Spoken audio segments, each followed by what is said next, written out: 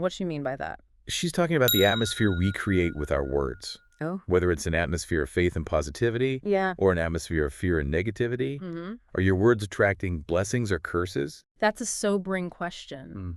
It really makes you consider the impact of your words, Yeah. not just on yourself, but on those around you. She brings us some really interesting biblical examples to illustrate this. Okay. Like the story of Elisha and the famine from 2 Kings 7. Uh-huh. Elisha prophesied abundance despite a severe famine, Yeah. and his words brought forth a supernatural provision. That's a classic example of the power of faith-filled words Right. to create a different reality. But here's the catch. Okay. An officer who doubted Elisha's prophecy missed out on the blessing. Oh. It highlights how our own unbelief Yeah. can actually block the very blessings God wants to pour into our lives. It's like we have a choice to partner with God's promises Yeah. or to sabotage them with our own negativity. She also brings up the Israelites wandering in the wilderness for 40 years. Okay. As a consequence of their negative words, Yeah. they focused on the giants in the land Oh, yeah. instead of the promises God had given them. Yeah. And they ended up creating their own wilderness experience. Yeah. That's a powerful cautionary tale. It's a reminder that our words have the power to shape our reality, whether Wow. we realize it or not. And she makes this point. Okay. We often get what we've been asking for, even if it's negative, Mm. if we're constantly speaking words of defeat, lack, and limitation. Yeah. We're essentially inviting those very things into our experience. It's almost as if we're programming our own destinies with our words. Then she throws out another challenging question. Do you truly believe God's promises apply to you? Now, that's a question that goes straight to the heart of our faith, doesn't it? Absolutely. And to help us grapple with that question, Yeah. she brings up the story of the Valley of Dry Bones from Ezekiel 37. Okay. Remember how God tells Ezekiel to prophesy to the dry bones, Yeah. to speak life into a seemingly hopeless situation? Mm-hmm.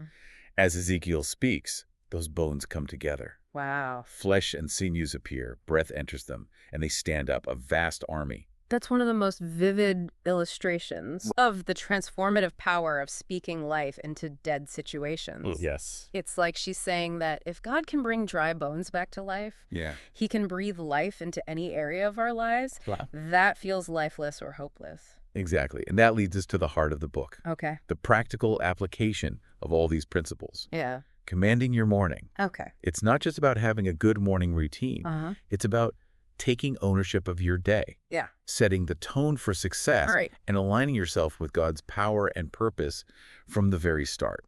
That's a powerful concept. So how does Trimm define commanding your morning, and what Yeah. practical tips does she offer? She emphasizes that morning isn't just a time of day, Mm. but a posture, a way of being. Okay. It's about proactively shaping your destiny, Right. beginning each day with intentionality and purpose. Uh-huh. And that's where we'll pick up in part 2 of this deep dive. I'm already looking forward to it. This is definitely a conversation worth continuing. So we're diving into the practical side of commanding your morning. What are some of the key things that Cindy Trimm recommends? One of the first things she suggests is establishing what she calls a morning watch. Now, it's not about staying up all night. It's about intentionally setting aside time each morning, ideally before the sun comes up, to connect with God. That makes sense. Those early hours often have a special stillness to them. It seems like a perfect time for prayer, meditation, and really setting the tone for your day. Exactly. She explains that this isn't just about checking things off a religious to-do list. Yeah. It's about aligning yourself with God's power and purpose from the very start of your day. It's almost like setting your internal compass for the day ahead. And Trimm provides more than just the concept, right? Yeah. She gets into specifics on how to make this morning watch work. Right. She also suggests creating what she calls a declaration notebook. It's essentially a journal where you write down affirmations, scriptures, Yeah. personal declarations that align with your goals and God's promises for your life. Things you really believe and want to see happen. That's a really practical way to bring those positive affirmations to life. Instead of just floating around in your head, Right. they're written down, tangible, something you can revisit and really focus on. And she recommends reviewing these declarations regularly, ideally in the morning and evening, Okay. as a way to keep those positive thoughts and beliefs at the forefront of your mind. It's like planting seeds and then watering them consistently, right? Uh-huh. Nurturing those intentions so they can take root and grow. And here's where she introduces a concept that might sound a little out there: prophetic farming. Okay, now I'm intrigued. How does she tie farming into this idea of commanding your morning? She compares our words to seeds that we plant, Mm. and she emphasizes that we need to cultivate those seeds through consistent prayer and action. So it's not enough just to say the words. We have to back them up with belief. Right. With persistent prayer Yeah. and with action steps that move us towards our goal. Exactly. She even encourages us to visualize those seeds growing, Okay. picturing our words taking root and producing a bountiful harvest. I can see how powerful that would be, almost like we're creating a mental movie of our desired outcome, Yes. drawing it closer with every thought and action.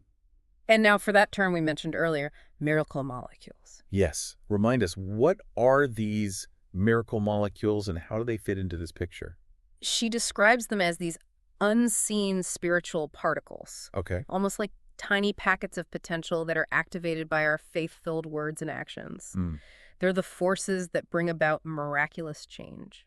It's like she's blending science and spirituality, Yeah. saying that there's a tangible energy behind our intentions. She emphasizes that these miracle molecules are all around us, waiting to be activated.